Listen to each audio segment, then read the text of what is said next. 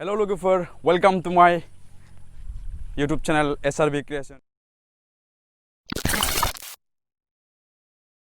थ' लोगोफोर गोदान भिडिअ'आव नोंथांमोनखौ गासिखौबो बरायबाय। थ' लोगोफोर जों गामि खाथियाव लांदां जायगा दं, बेवहाय जोंहा दादाजों फैदों। बेनिफ्राय खायसे खायसेया थाबनेलाव एसे नायनानै हमनो हादों। थ' लोगोफोर आं जिथु भिडिअ' खालामनो नागिरदों बे ट्रिक्सआ अनलि माने जायफोर बाइकआव माने जिथु मटामटि 150 सीसीआवबो खायसे खायसे थाया, जेनेबा जों लाबोदों FZ, बेनिफ्राय जायनियाव माने बेटारिया डाउन जादों, बेनिफ्राय किकबो गैया, अब्ला नोंथांमोना मिथिगौ बेखौ नारनांगौ। नाथाय नाराबासिनो नोंथांमोना डाइरेक्टलि माबायदिहाय इजि प्रसेसआव स्टार्ट खालामनो हागोन बेखौ आं खिन्थिगोन। थ' लोगोफोर भिडिअ'खौ नाय, इन्जय खालाम। थ' लोगोफोर बेनो जाहैबाय बाइकआ। एसे बाइकनि कन्डिशनखौ बारा एसे माबा नाङा, मानो होनबा दा बोथोराबो एसे अखा हागासिनो। थ' बे जाहैबाय, बेनिफ्राय बेवहाय किक गैया। थ' बेखौ निउट्रेल खालामनानै नोंथांमोननो खिन्थिनाया आङो बेवहाय लोगोफोर बेनो जाहैबाय दादाया। हाय अके, दा बेयो निउट्रेल, नोंथांमोना नुनो हागौ।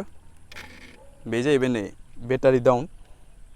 आं बारा एसे माबाया, मानो होनबा इन्जिनाबो टान मोनो। थ' बे ट्रिक्सखौ इउज खालामनो थाखाय डाबल स्टेन इउज खालामनांगोन। बे दा सिंगल स्टेनाव दं, बेखौ डाबल स्टेनाव खालामनांगोन। थ' दादा देखायदो माबायदि ट्रिक्सआ। थ' बेखौ फार्स्टलि डाबल स्टेनाव होबाय, बेनिफ्राय डाबल स्टेनाव होखांनायनि उनाव मा खालामनांगोन, बेखौ सेकेन्ड गियाराव होनांगोन ना। आदसा, बेखौ सेकेन्ड गियाराव होखांनायनि उनाव नोंथांमोननि ट्रिक्सआ इउज जासिगोन। थ' लोगोफोर नोंथांमोना नाय, बेखौ स्टार्ट खालामनो थाखाय जों ससे नारो, नाथाय बेखौ नाराबासिनो जों डाइरेक्टलि बेखौ स्टार्ट होगोन। दे देखायदो, भिडिअ'खौ बारा गोलाव खालामा। थ' लोगोफोर नोंथांमोना नाय, बुहुत इजि प्रसेसआव बे स्टार्ट जागोन।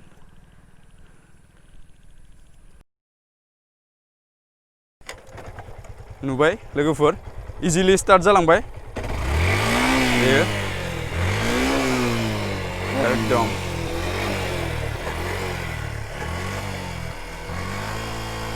अके जाबाय।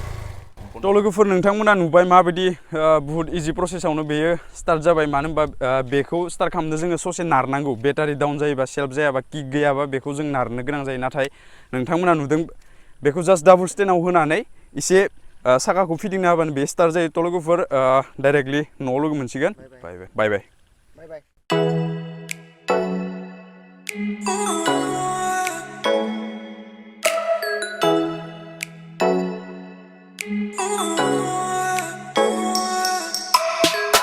लोगोफोर न'आव सफैबाय।